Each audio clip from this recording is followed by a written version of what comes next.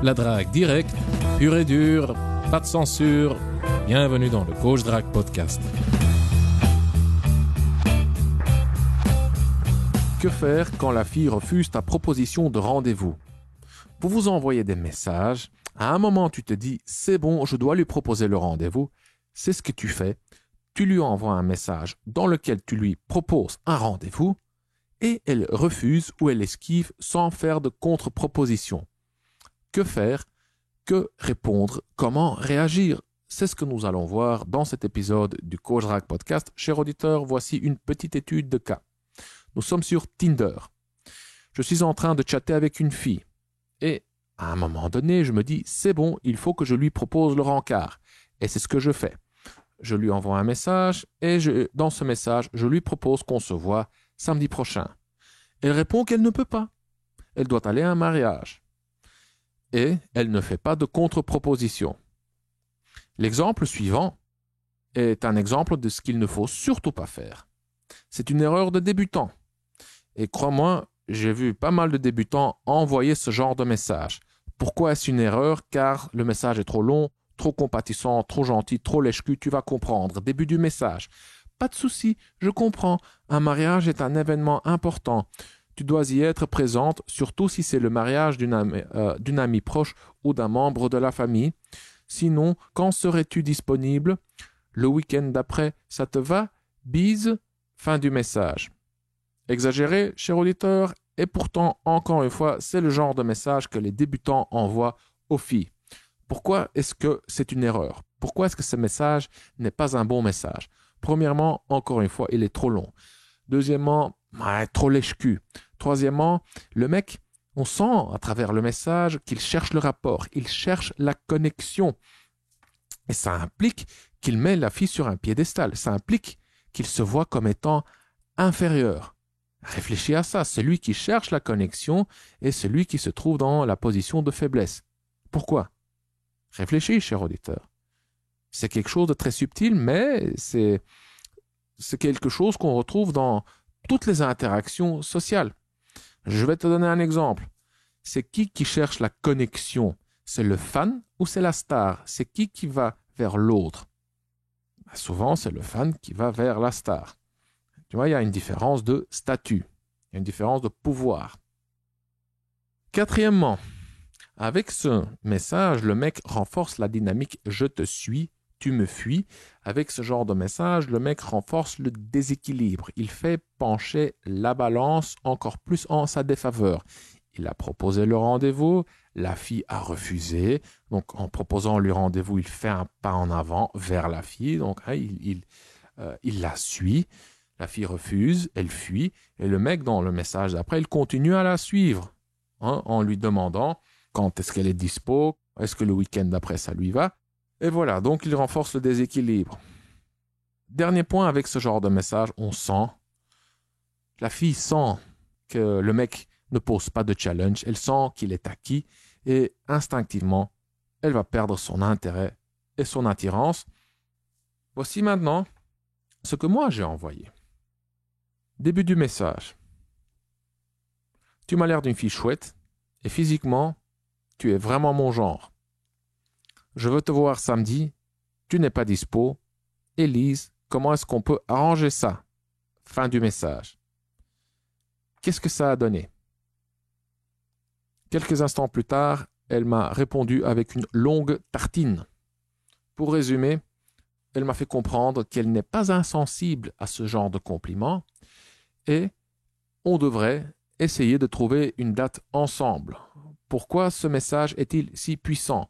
Premièrement, tu qualifies la fille. Donc, moi, je lui dis qu'elle a l'air d'une fille chouette et que physiquement, que physiquement, elle est vraiment mon genre. Donc, je la qualifie et en la qualifiant, je me mets dans la position de l'acheteur. Et c'est qui a le pouvoir? C'est le vendeur ou c'est l'acheteur? C'est qui a le dernier mot? C'est le vendeur ou c'est l'acheteur? Deuxièmement, c'est un truc tout bête. En qualifiant la fille, tu lui donnes une raison, donc tu justifies le rendez-vous. Je lui dis qu'elle a l'air d'une fille chouette et que physiquement elle est vraiment mon genre. Donc oui, je suis un homme, donc oui, je vais lui proposer le rendez-vous. Et le fait de de justifier le rendez-vous, le fait de donner une raison, même si c'est une raison toute simple, toute bête, ça augmente la confiance. Troisièmement, et ça c'est la partie, à mon sens, la plus puissante, c'est la dernière phrase. Élise, comment est-ce qu'on va arranger ça? Petite parenthèse, Élise n'est pas son vrai nom, pour des raisons de vie privée. Donc, comment est-ce qu'on va arranger ça? En posant cette question, tu délègues la responsabilité et le boulot pour trouver une solution. Donc, tu délègues ça à la fille. Et donc, tu l'incites à s'investir, à réfléchir. Donc, c'est elle qui fait le travail. Et si elle propose le rendez-vous, elle va... Comment t'expliquer? Ça augmente, elle va rester cohérente. Voilà, donc si elle propose le rendez-vous, tu as beaucoup plus de chances qu'elle vienne au rendez-vous, vu que c'est elle qui l'a proposé.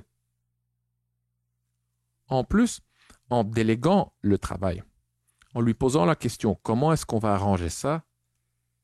indirectement, tu prends sa température, tu jauges son niveau d'intérêt.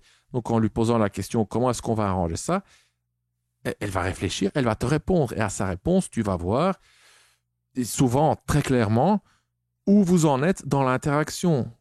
Tu sauras quel est son niveau d'intérêt.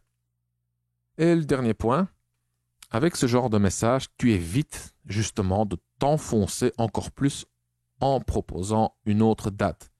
Le premier exemple, l'erreur, contient justement dans le premier message, dans l'erreur que je t'ai donnée, le mec, il propose encore un truc et voilà, il s'est enfoncé.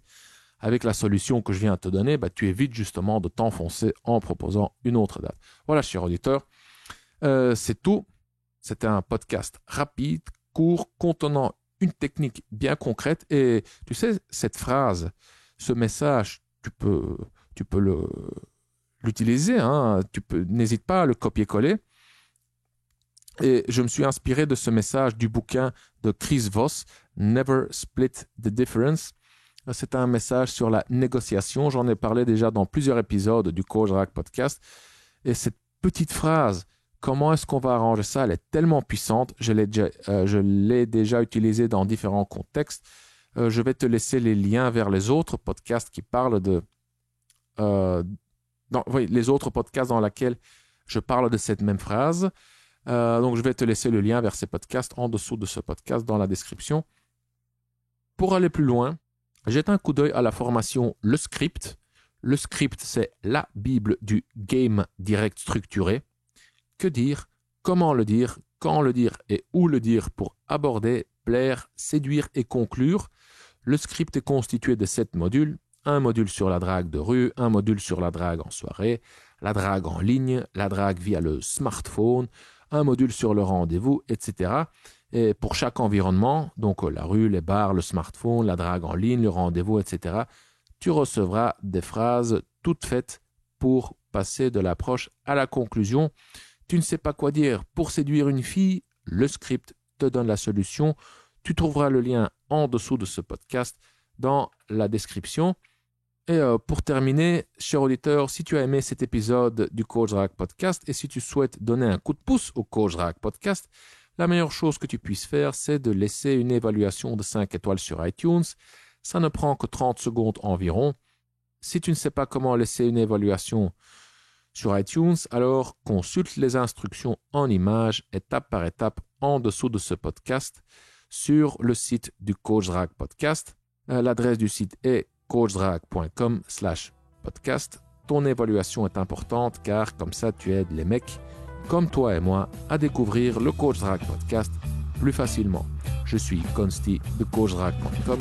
Merci d'avoir écouté le Coach Drague Podcast. On se voit dans le prochain épisode. Bonne drague.